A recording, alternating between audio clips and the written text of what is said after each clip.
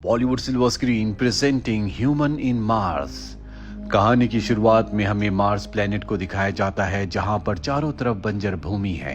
आज से 50 साल पहले इंसान इस प्लेनेट पर आए थे। उन्होंने अलग अलग जगह पर अपनी आउटपोस्ट बनाई, जो कि अलग अलग देशों के द्वारा बनाई गई। लेकिन इंसानों ने यहाँ पर भी लड़ना नहीं छोड़ा। वो एक दूसरे से लड़ते रहे, जिसके चलते यहाँ पर इंसानों के बसने का जो प्रोजेक्ट था वो पूरी तरह से फेल हो गया। और अब भी मार्स प्लेनेट पर बहुत सारी आउटपोस्ट हैं जहाँ पर इंसान रहते हैं, लेकिन एक इंसान दूसरे इंसान का दुश्मन है, इसीलिए हर कोई एक दूसरे पर हमला करता है। एक आउटपोस्ट को दिखाया जाता है जहां पर रेमी नाम की एक छोटी लड़की रहती है। रेमी यहां पर अपने मॉम डैड के साथ रहती है। हालांकि रेमी हमेशा यहां से बाहर जाना चाहती है, दूर जाना चाहती है, पर उसके मॉम डैड उसे यहां से नहीं जाने देते। अब रात को रेमी जब अपने डैड के साथ होती है तो उसके डैड आसमान में उसे स्टार्स को और प्लैनेट्स को दिखा रहे होते हैं। तभी वो एक चमकते हुए प्लैनेट के बारे में उससे पूछते हैं और कहते हैं कि बताओ उसका नाम क्या है। रेमी कहती है कि वो जुपिटर है। उसके पिता कहते हैं कि नहीं, वो जुपिटर नहीं है, बल्कि वो अर्थ है जहां से हम यहाँ पर आए हैं। अगली सुबह रेमी की मॉम को दिखाया जाता है, जो हर रोज की तरह पौधों की देखभाल कर रही होती है।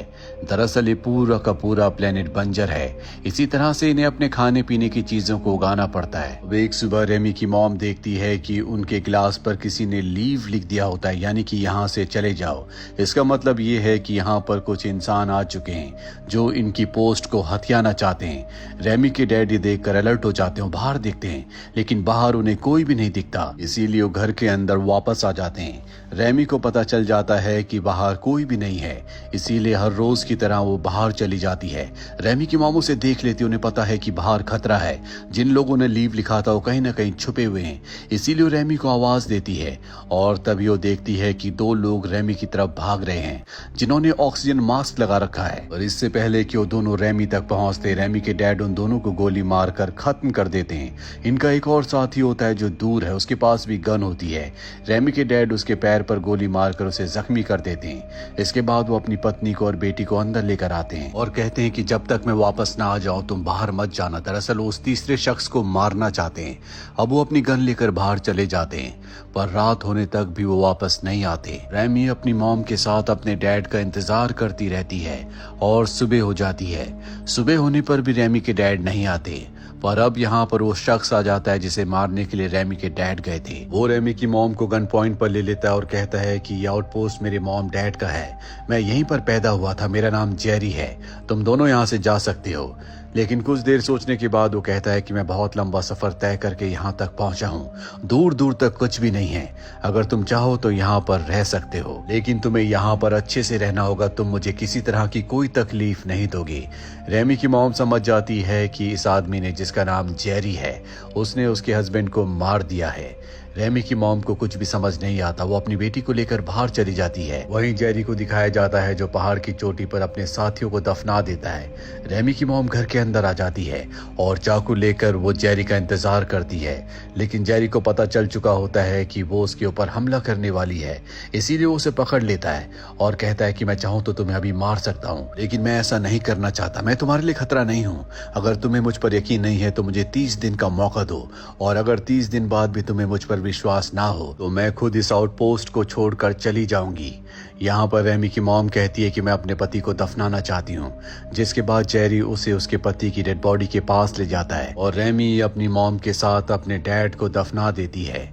कई दिन बीत जाते हैं, लेकिन रेमी और उसकी मॉम जेरी से बातें नहीं करते। एक दिन रेमी की मॉम जेरी के सामान में से एक बॉक्स को निकालती है। जैसी वो उस बॉक्स को नीचे रखती है वो भागना शुरू कर देता है। दरअसल ये एक छोटा सा रोबोट है।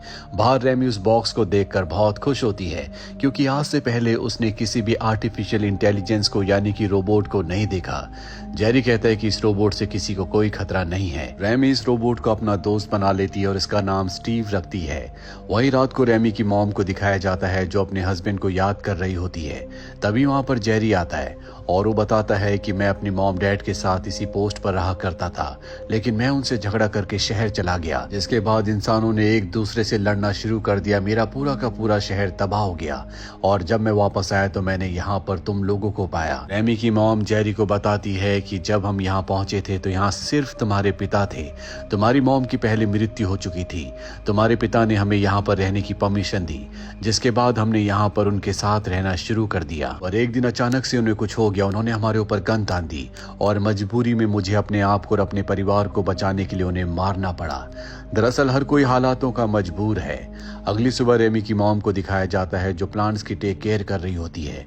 तभी वहां पर जेरी आ जाता है और वो उन्हें पीछे से पकड़ लेता है, जिसके बाद ये दोनों एक दूसरे को किस करने लगते हैं। रेमी दूर से सब कुछ देख लेती है। उसे बहुत बुरा लगता है क्योंकि जिसने उसके पिता को मारा अब उसकी मॉम उसी के साथ है। दरअसल उसकी मॉम ये सब मजबूरी में कर रही होती है क्योंकि वो अपनी बेटी को बचाना चाहती है, लेकिन रेमी इन बातों को नहीं समझती, इसीलिए यहाँ से चली जाती है। उसका रोबोट स्टीव जो कि उसका दोस्त है वो भी उसके पीछे आ रहा होता है, लेकिन रेमी उसे ऑर्डर देती है कि तुम वापस चले जाओ।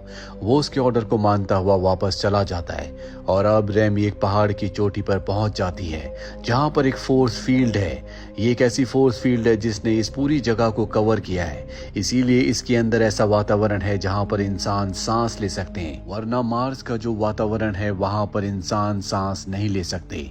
रेमी अब एक दूसरे रास्ते से जाती है और एक बहुत बड़ी टनल के सामने पहुंच जाती है जहां पर एक बहुत बड़ा दरवाजा है। वहां पर एक बटन होता है, जैसे ही वो उस बटन को प्रेस करती है दरवाजा खुल जाता है। रेमी अब धीरे धीरे आगे बढ़ने लगती है। आगे पूरी तरह से अंधेरा होता है और जैसे जैसे वो आगे बढ़ती है उसका ऑक्सीजन लेवल खत्म होना शुरू हो जाता है और जल्दी वो बेहोश हो जाती है।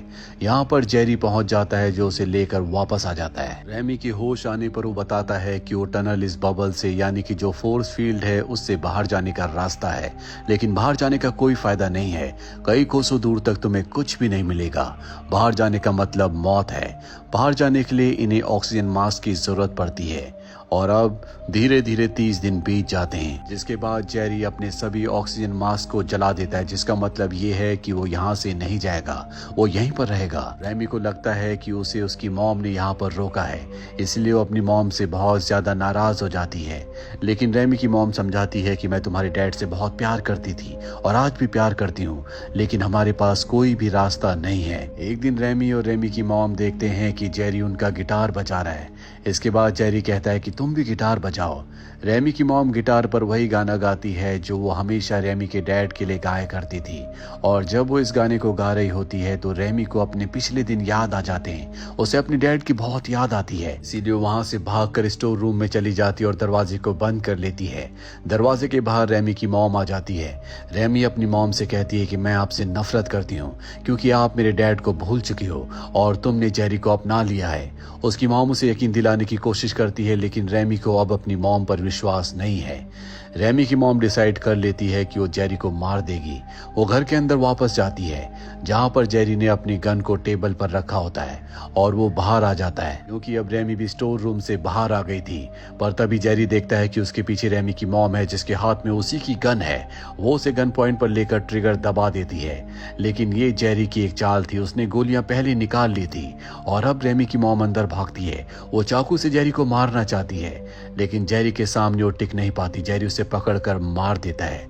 रेमी देखती है कि जेरी ने उसकी मॉम को भी मार दिया है, इसीलिए वहां से भाग जाती है। और जेरी उसे पकड़ लेता और यकीन दिलाता है कि वो उसे किसी तरह का नुकसान नहीं पहुंचाएगा।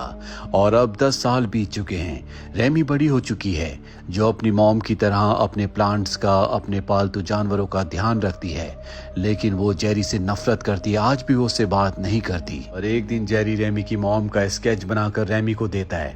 अपनी मॉम के स्केच को देखकर वो बहुत ज्यादा इमोशनल हो जाती है। उसकी आंखों में आंसू आ जाते हैं। जेरी उसे सहारा देने के लिए उसके सर को अपने कंधे पर रख लेता है और किस भी करता है। रेमी वहां से चली जाती है क्योंकि वो जेरी से नफरत करती है। उसने उसके मॉम डैड को मारा था। रेमी के पास एक मास्क भी होता है जो उसने आज तक छुपा कर रखा है क्योंकि वो यहाँ से किसी भी कीमत पर निकलना चाहती है, जिसके लिए उसे ऑक्सीजन मास्क की जरूरत होगी। रात को जेरी रेमी से कहता है कि मैं तुमसे शादी करना चाहता हूँ क्योंकि मुझे बच्चे चाहिए, पर रेमी साफ साफ मना कर देती है। इन दोनों के बीच में आर्ग्यूमेंट्स हो जाते हैं। जेरी कहता है कि तुम्हारे पास सोचने के लिए ज्यादा वक्त नहीं है, जल्दी तुम्हें मुझे अपना फैसला बताना होगा। रेमी तय कर लेती है कि जल्द से जल्द वो यहाँ से भाग जाएगी। कुछ देर बाद जब वो अपने कमरे में जाती है तो जेरी पहले से वहां पर होता है। उसके हाथ में उसका ऑक्सीजन मास्क है। वो समझ जाता है कि रेमी यहाँ से भागना चाहती है और अब वो उसके ऑक्सीजन मास्क को जलाने के लिए बाहर जाता है।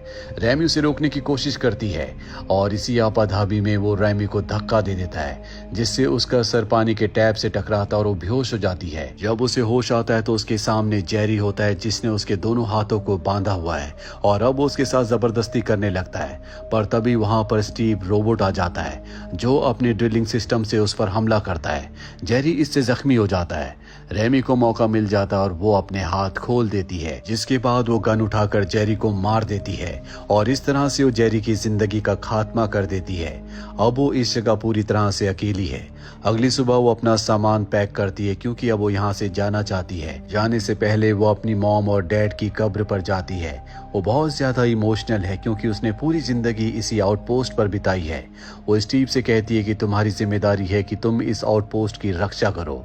और अब वो उसी टनल से, जिस टनल के अंदर वो बचपन में गई थी और बेहोश हो गई थी, ऑक्सीजन का सेफ्टी मास्क पहनकर वो उस टनल को क्रॉस करके दूसरी तरफ पहुंच जाती है, जहां पर दूर दूर तक सिर्फ पहाड़ होते हैं, बंजर भूमि होती है। उसे दूर दूर तक कुछ भी नहीं दिखाई देता, पर अब उसे अपना सफर तय करना होगा। इसी के साथ ये फिल्म, ये कहानी यहीं पर खत्म हो जाती है। उम्मीद करते हैं कि ये कहानी आपको पसंद आई होगी।